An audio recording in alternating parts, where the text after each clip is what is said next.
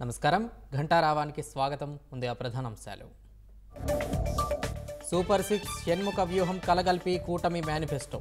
తెలుగు జాతికి పూర్వ వైభవం తేవడమే లక్ష్యమన్న నేతలు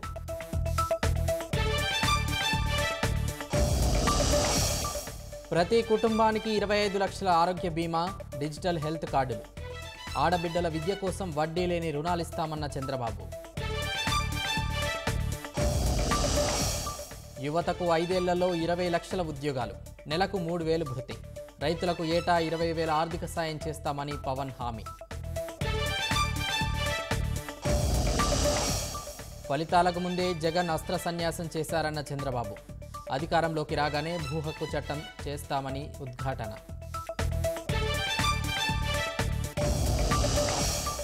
వివేకాను తామే హత్య చేస్తే ఎందుకు అరెస్టు చేయలేదన్న సునీత